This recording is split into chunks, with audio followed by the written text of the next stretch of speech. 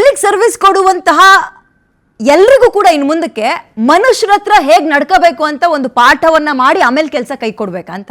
ಇತ್ತೀಚೆಗೆ ಕಂಡಕ್ಟರ್ಗಳ ಮೇಲೆ ಕೆಲ ಕಂಡಕ್ಟರ್ಗಳ ಮೇಲೆ ವಿಪರೀತ ಕಂಪ್ಲೇಂಟ್ಗಳು ಕೇಳಿ ಬರ್ತಾ ಇದೆ. ಅದ್ರ ಬೆನ್ನಲ್ಲ ಈ ಇನ್ಸಿಡೆಂಟ್ ನೋಡಿ, ಎಲ್ಲ ಕಡೆ ಟ್ರೆಂಡಿಂಗ್ ಆಗ್ತಾ ಇದೆ, ಬೈತಾ ಇದ್ದಾರೆ ಎಲ್ಲರೂ. ಬಸ್ ಹತ್ತೋಕೆ ಅಂತ ಬಂದ ಭಿಕ್ಷುಕನನ್ನ ಕಂಡಕ್ಟರು ಒದ್ದಿರುವಂತಹ ಘಟನೆ ಇದು ಸಿಕ್ಕಾಪಟ್ಟೆ ವೈರಲ್ ಆಗ್ತಾ ಇದೆ. ಒಂದು ಮಾನವೀಯ ಚರ್ಚೆಯನ್ನ ಕೂಡ ಈ ಘಟನೆ ಹುಟ್ಟಾಗ್ತಾ ಇದೆ. ದೃಶ್ಯಾವಳಿಯಲ್ಲಿ ಗಮನಿಸ್ತಾ ಇದ್ದೀರಿ. ಕಾಲಲ್ಲಿ ಒದಿತಾನೆ ಐತಾ, ಆಮೇಲೆ ಮುಂದಕ್ಕೆ ಹೋಗಿ ತಳ್ತಾನೆ, ಭುಜವನ್ನ ಇಟ್ಕೊಂಡು ಕೆಳಗೆ ಬೀಳ್ತಾನೆ ಆತ. ಅಧಿಕಾರ ಕೊಟ್ಟವ್ರು ಯಾರು? ಆಯ್ತು, ಅವ ಭಿಕ್ಷುಕನೋ ಮತ್ತೊಬ್ಬನೋ ಬಸ್ ಹತ್ತುತ್ತಾ ಇದ್ದಾನೆ, ಬಸ್ ಹತ್ತಿ ಭಿಕ್ಷೆ ಬೇಡಕ್ಕೆ ಬಂದ, ಅವಾಗ ಅವನನ್ನು ತಡೆದು ಕೆಳಗೆ ಇಳಿಸಿದ್ರೆ ಅದೊಂದು ರೀತಿ. ಬಟ್ ಏನಾಗಿದೆ ಅಂತ ಗೊತ್ತಿಲ್ಲ ಇಲ್ಲಿ ನಮಗೆ. ಅಲ್ಲಿ ಏನೇ ಆಗಿರ್ಲಿ ಕಾಲಿಂದ ಒದಿತಾನೆ ಐತ ಅಂದ್ರೆ ಆ ವಿಕೃತಿ ಏನು? ಇವ್ರುಗಳಿಗೆ ಟ್ರೈನಿಂಗ್ ಸಿಗ್ತಾ ಇಲ್ವಾ? ಟಿಕೆಟ್ ಈ ಚಿಲ್ಲರೆ ಕೊಡೋ ವಿಚಾರಕ್ಕೆ ದನಗಳಿಗಿಂತ ಕಡೆಯಾಗಿ ಮಾತಾಡ್ಸೋದು, ಮನೆ ಮಿನಿಸ್ಟ್ರೇ ಹೋಗಿ ಕುತ್ಕೊಂಡು ಒಬ್ಬನ ಸಸ್ಪೆಂಡ್ ಕೂಡ ಮಾಡಿದ್ರು, ನೀವೆಲ್ಲರೂ ನೋಡಿದ್ರಿ. ಈ ಕಂಡಕ್ಟರ್ಗಳ ಹಾವಳಿ ವಿಪರೀತ ಆಗ್ತದೆ. ಒಬ್ಬೊಬ್ರು ಒಳ್ಳೆಯವರು ಇದಾರ್ರಿ, ಇಲ್ಲ ಅಂತಲ್ಲ. ಈ ರ್ಯಾಗಿಂಗ್ ಆಗ್ತಾ ಇದ್ರೆ ಬಸ್ ಒಳಗೆ ಚುಡಾಯಿಸೋದು ಅಥವಾ ಇಂಥರ ಕಿತಾಪತಿ ಆದ್ರೆ ಅದನ್ನ ತಡೆದು ಕಾಪಾಡಿರೋರು ಇದ್ದಾರೆ. ನಾವು ಇಲ್ಲ ಅಂತಿಲ್ಲ, ಅವರೆಲ್ಲ ಹೀರೋ ಅನ್ನೋಣ, ಇಂಥವ್ರುಗಳನ್ನ ಏನೋಣ, ವಿಲನ್ ಅಲ್ಲ, ರಾಕ್ಷಸರು ಅಂತ ಕರಿಬೇಕು. ಕಾಲಲ್ಲಿ ಓದಿತಾರೆ ಅಂದ್ರೆ ಅನ್ನ ಎಲ್ಲಿಂದ ಬರ್ತಾ ಇದೆ ನಿಮಗೆ? ಸಂಬಳ ಎಲ್ಲಿಂದ ಬರ್ತಾ ಇದೆ? ಬಸ್ ಹತ್ತಿದ್ರು, ದುಡ್ಡು ಕೊಟ್ಟು ಟಿಕೆಟ್ ತಗೊಂಡ್ರು ಅಂತಾನೆ ಅಲ್ವಾ? ಕಾಲಿಂದ ಒದಿಯದ?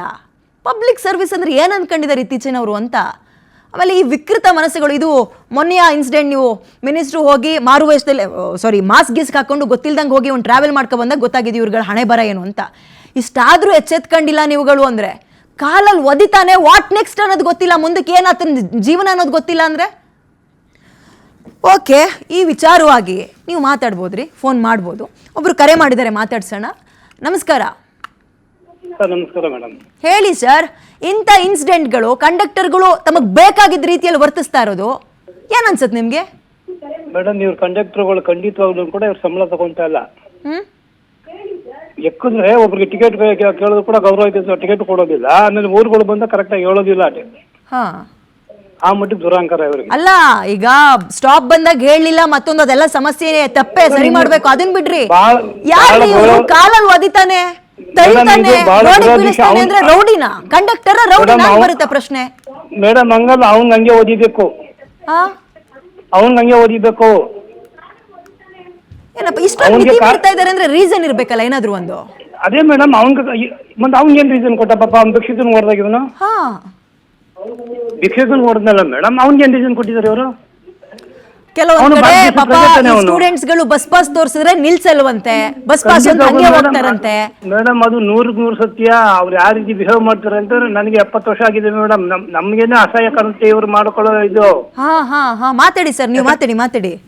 ಯಾಕಂದ್ರೆ ನಾವು ಓಡಾಡ್ತಾ ಇರ್ತೀವಲ್ಲ ಮೇಡಮ್, ಇವ್ರಿಗೆ ಎಷ್ಟು ದುರಾಂಕಾರ ಅಂದ್ರೆ, ಕಂಡಕ್ಟರ್ ಕೆಲಸ ಏನ್ ಮೇಡಮ್, ಬಂದ್ ಕೆಳಗಡೆ ನಿಂತ್ಕೊಳ್ಳಲ್ಲ ಅವರು. ಜನಗಳು ನಾವು ಸ್ಟಾರ್ಟ್ ಮಾಡ್ಕೊಂಡು ಮೇಲ್ಗಡೆ ಎತ್ತಬೇಕು. ಕಂಡಕ್ಟರ್ ಆಗ್ಬೇಕಂದ್ರೆ ಎಲ್ಲಾ ಬಸ್ ಇದಕ್ಕೊಂದು ಬಿಸಿ ಮುಟ್ಟಿಸ್ಲೇಬೇಕು, ಗೌರ್ಮೆಂಟ್ ಕಡೆಯಿಂದ ಆಗ್ಬೇಕು. ಮೇಡಮ್, ಅವನಿಗೆ ಡಿಸ್ಮಿಸ್ ಮಾಡ್ಬೇಕು, ಅವನಿಗೆ ಇನ್ನೊಬ್ರಿಗೆ ಎಚ್ಚರಿಕೆ ಇದು. ಎಲ್ಲಾ ಪಬ್ಲಿಕ್ ವಾಯ್ಸ್ ರೇಸ್ ಮಾಡ್ಬೇಕ್ರಿ, ಆಗ ಭಯ ಭಕ್ತಿ ಕ್ಲೀನ್ ಆಗಿ ಕೆಲಸ ಮಾಡ್ಕೊಂಡು ಹೋಗ್ತಾರೆ. Thank you. ಇಷ್ಟೊತ್ತು PNS ವಿಸ್ತಾರ ಜೊತೆ ಮಾತಾಡಿದಕ್ಕೆ. ಮತ್ತೊಬ್ರು ಮೈಸೂರಿನಿಂದ ಸಿದ್ದು ಅಂತ ಕರೆ ಮಾಡಿದ್ದಾರೆ. ನಮಸ್ಕಾರ ಸರ್. ಮೇಡಮ್ ನಮಸ್ತೆ ಮೇಡಮ್. ಇದು ಅಯ್ಯೋ ಪಾಪ ಅನ್ಸಲ್ಲ, ವಿಡಿಯೋ ನೋಡಿದಾಗ ಕೋಪ ಬಂದ್ಬಿಡುತ್ತೆ ಎಂತವ್ರಿಗೂ ಅಲ್ವಾ? ಖಂಡಿತ ಮೇಡಮ್. ನಮ್ಗೊಂದು ಇನ್ಸಿಡೆಂಟ್ ಏನಾಗಿತ್ತು ಗೊತ್ತಾ ಮೇಡಮ್? ನಾವು ಗುಂಡಲ್ಪೇಟೆಯಿಂದ ಮೈಸೂರಿಗೆ ಟ್ರಾವೆಲ್ ಮಾಡ್ತಾ ಇದ್ವಿ.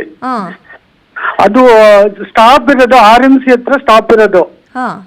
ಆ ಸಿಗ್ನಲ್ ಬಿದ್ಬಿಡ್ತಾವ್ರು. ನಾವು ಸಣ್ಣ ಮಕ್ಳು, 2 ಮಕ್ಳು, ಹೆಣ್ಮಕ್ಳು, 3 ವರ್ಷದ ಹೆಣ್ಮಕ್ಳು. ಸ್ಟಾಪ್ ಇರೋದು ಮುಂದೆ, ಸ್ಟಾಪ್ ಇರೋದು ಸಿಗ್ನಲ್ ಎಲ್ಲ ಹಿಡ್ಕೊಳ್ಳಿ ಅಂತ ನಮ್ಗೆ ಜಗಳ ಮಾಡ್ತಾ ಇದಾರೆ.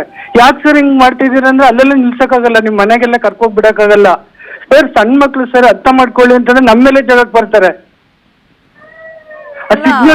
ಮಿತಿ ಮೀರ್ತಾ ಇದೆ, ವರ್ತನೆಗಳು ಮಿತಿ ಮೀರ್ತಾ ಇದೆ. ಎಲ್ರು ಅಂತ ಹೇಳಲ್ಲ, ಬಟ್ ಹಲವು ಕಂಡಕ್ಟರ್ಗಳು ಈ ತರ ವರ್ತಿಸ್ತಾ ಇದ್ದಾರೆ. ಮಾತ್ರ ಇದು ಯಾರು ಒಪ್ಪುವಂತದ್ದಲ್ಲ. ಆದಷ್ಟು ಬೇಕು ತಕ್ಕ ಶಾಸ್ತಿ ಆಗ್ಬೇಕು ಇವನಿಗೆ. ಕೆಲಸದಿಂದ ಕಿತ್ತರು, ಹೊರ ಕಳ್ಸಿದ್ರು ಅಂತಲ್ಲ, ನೆನ್ಪಿಟ್ಕೋಬೇಕು ಬೇರೆ ಕಂಡಕ್ಟರ್ಗಳು. ಖಂಡಿತ ಮೇಡಮ್, ಖಂಡಿತ. ಓಕೆ ಥ್ಯಾಂಕ್ ಯು ಮಾತಾಡಿದಕ್ಕೆ. ವೆಂಕಟೇಶ್ ಅಂತ ಬೆಂಗಳೂರಿಂದ ಕರೆ ಮಾಡಿದ್ದಾರೆ. ನಮಸ್ಕಾರ ಸರ್. ಮೇಡಮ್ ನಮಸ್ತೆ ಮೇಡಮ್.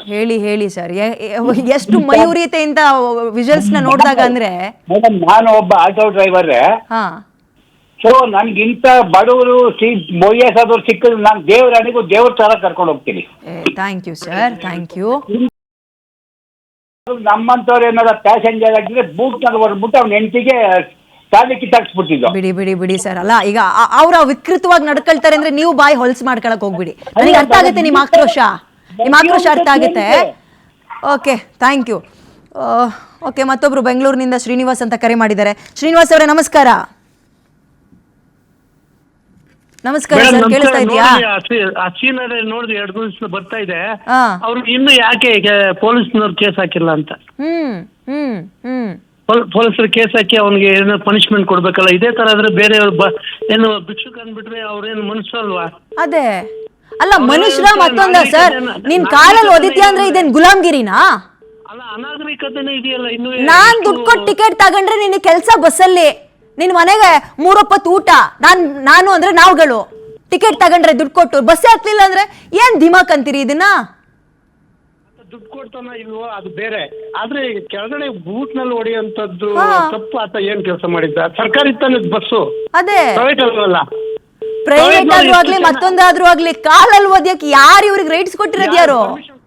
ದಯವಿಟ್ಟು ಸಾರಿಗೆ ಮಿನಿಸ್ಟ್ರು ಇವ್ರಿಗೆ ಸೀರಿಯಸ್ ಪನಿಷ್ಮೆಂಟ್ ಕೊಡ್ಲಿ, ಮತ್ತೆ ಪೊಲೀಸ್ ಕೇಸ್ ಹಾಕ್ಲಿ ದಯವಿಟ್ಟು. ಪೊಲೀಸರು ಇದನ್ನ ನೋಡ್ತಾ ಇದಾರ, ಸಿಎಂ ಒಟ್ಟು ಮಾಡಿ ಒಂದು ಕೇಸ್ ಹಾಕ್ಲಿ. ಸರಿ, ಥ್ಯಾಂಕ್ ಯು PNS ವಿಸ್ತಾರ ಜೊತೆ ಇಷ್ಟೊತ್ತು ಮಾತಾಡಿದಕ್ಕೆ. ನಿಜಕ್ಕೂ ಅಸಹ್ಯ ರೀ ಇದು.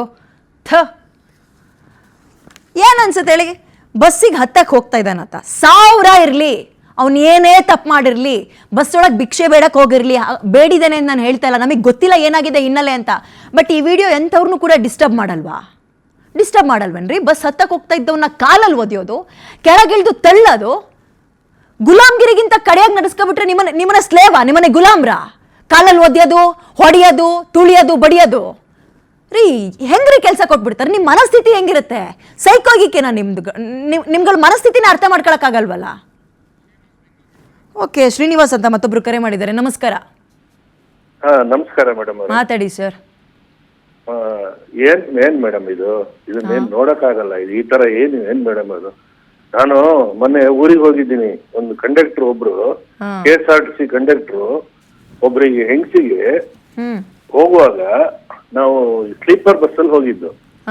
ಸ್ಲೀಪರ್ ಬಸ್ ಅಲ್ಲಿ ಹೋದ್ರೆ ಆ ಎಮ್ನಿಗೆ ಏನೋ ಮೂತ್ರ ಬರ್ತಾ ಇದೆ ಅಂತ ಕಾಣುತ್ತೆ. ನಾನ್ ಮೇಲ್ಗಡೆ ಮಲಗಿದ್ದೇನೆ. ಆ ಹೆಂಗಸು ಆ ಕಡೆ ಈ ಕಡೆ ಓಡಾಡ್ತಿದೆ. ನನಗೆ ಫಸ್ಟಿಗೆ ಒಂದ್ಸತಿ ಡೌಟ್ ಬಂತು, ಇದು ಏನಪ್ಪ ಕಳ್ತನ ಗಿಳ್ತನಕ್ಕೆ ಬರ್ತಾ ಏನಂತ ನಂಗೆ ಆ ತರ ಕನ್ಫ್ಯೂಷನ್ ಆಯ್ತು. ಇವಾಗೆಲ್ಲ ನಡೀತಾ ಇದೆಯಲ್ಲ ಹಾಗೆ. ಆಮೇಲೆ ನೋಡುವಾಗ ಅದಕ್ಕೆ ಪಾಪ ಟಾಯ್ಲೆಟ್ ಅರ್ಜೆಂಟ್. ಆಮೇಲೆ ನಾನೇ ರಿಕ್ವೆಸ್ಟ್ ಮಾಡ್ಕೊಂಡು ಕಂಡಕ್ಟರ್ ಹತ್ರ ರಿಕ್ವೆಸ್ಟ್ ಮಾಡ್ಕೊಂಡು, ಸರ್ ಏನಾಯ್ತು ಮೇಡಮ್ ಅಂದೆ.